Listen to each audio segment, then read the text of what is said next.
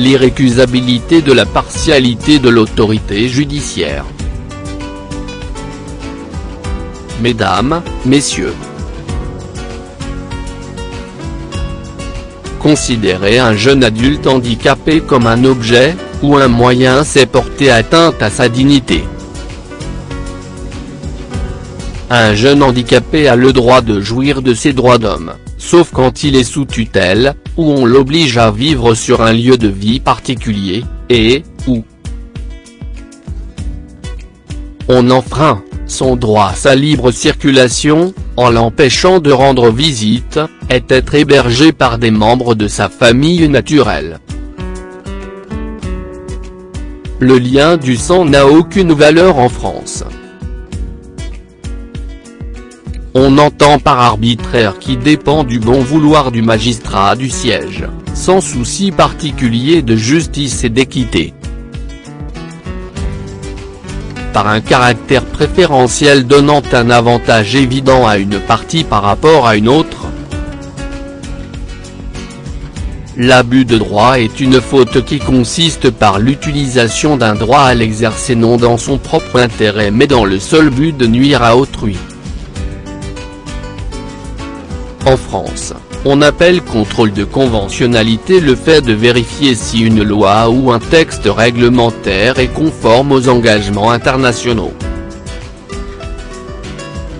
En effet, l'article 55 de la Constitution française stipule que les traités internationaux ont une valeur supérieure à la loi. Je tiens à démontrer que la séparation des pouvoirs et l'abus de pouvoir font qu'en France les juges n'ont aucun respect des obligations nées des traités, où il en ressortira une oppression judiciaire. Je pensais avoir été clair en précisant ceci. Il ne peut être admis aucune restriction ou dérogation aux droits fondamentaux de l'homme reconnus ou en vigueur dans tout État partie au présent pacte. J'ai tenu à interpeller le ou la juge des tutelles français sur la hiérarchie des normes en invoquant la légitimité issue des dispositions des droits internationaux. Mais au lieu de réagir en fonction de ces obligations, je me retrouve à ne plus être la victime mais la personne que l'on accable. Ne négligez pas cette lettre ci-dessous, car elle démontre que pour les États parties, que les lois, règlements européens, internationaux ne sont que des bouts de papier. Ils n'engagent que ceux qui y croient afin de légitimer l'illégitime État par définition. Qui n'est pas conforme au bon droit, à l'équité, sur le plan moral ou juridique. Considérant que la non-reconnaissance et le mépris des droits de l'homme conduisent à des actes de violence institutionnelle, qui révoltent la conscience et la morale de l'humanité. On peut considérer, comme cette juge a violé l'égalité des armes en refusant ces récusations, on peut se poser la question suivante, sur la corruption et partialité judiciaire. Ne pas accepter le contradictoire peut représenter une discrimination mais également une corruption. La corruption judiciaire est subjective mais elle transgresse toujours la frontière du droit et de la morale. En effet, cette violation de l'égalité des armes peut être considérée comme un détournement, au vu de fournir des avantages, ou des prérogatives particulières à cette partie, centre de Spa Belgique, ou tuteur institutionnel, qui d'entrée de jeu a prééminence par un avantage évident sur la partie, institution familiale. Nous vous prions d'agréer mesdames, messieurs, l'expression de notre considération distinguée. Messieurs Thériault, Jérémy et Bruno.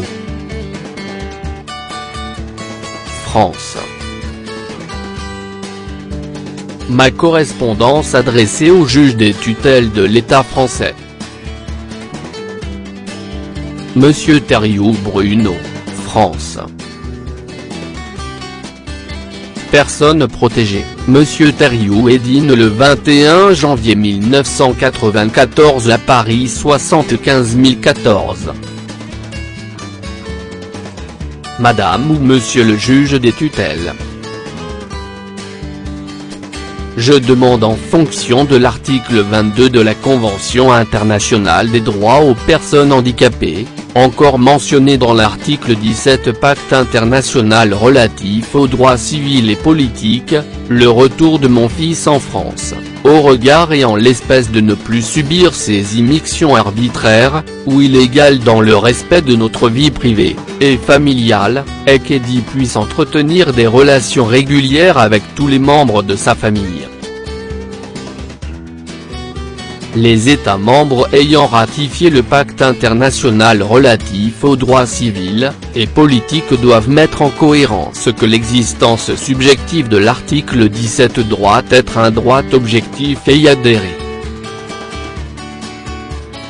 Quel que soit son lieu de résidence, la communauté européenne doit proclamer que les barrières communautaires ne doivent pas être des entraves pour l'exercice des responsabilités parentales et d'un droit familial, ou son milieu de vie. Nulle personne humaine ne sera l'objet d'immixtions arbitraires, ou illégales dans sa vie privée, sa famille, son domicile, ou sa correspondance, ou autre type de communication ni d'atteinte illégale à son honneur, et à réputation. Les personnes humaines ont droit à la protection de la loi contre de telles immixtions ou de telles atteintes. En fonction de l'article 5 du Pacte international relatif aux droits civils et politiques, je demande le changement de tuteur, qui n'a point honoré la Convention internationale des droits aux personnes handicapées depuis son titre institutionnel de tuteur, visant à la destruction de l'article 17 CCPR, ainsi que le centre où réside Eddie. 1. Aucune disposition du présent pacte ne peut être interprétée comme impliquant pour un État, un groupement ou un individu un droit quelconque, de se livrer à une activité ou d'accomplir un acte visant à la destruction des droits et des libertés reconnus dans le présent pacte, ou à des limitations plus amples que celles prévues audit pacte. 2. Il ne peut être admis aucune restriction ou dérogation aux droits fondamentaux de l'homme reconnus ou en vigueur dans tout État partie au présent pacte en application de lois, de conventions, de règlements, ou de coutumes, sous prétexte que le présent pacte ne les reconnaît pas ou les reconnaît à un moindre degré. En fonction de l'article 14 du Pacte international relatif aux droits civils et politiques, je demande que le tribunal garde par ailleurs son obligation d'indépendance et d'impartialité, suite à la réponse du ministère de la Justice qui me cite l'article 459-2 du Code civil.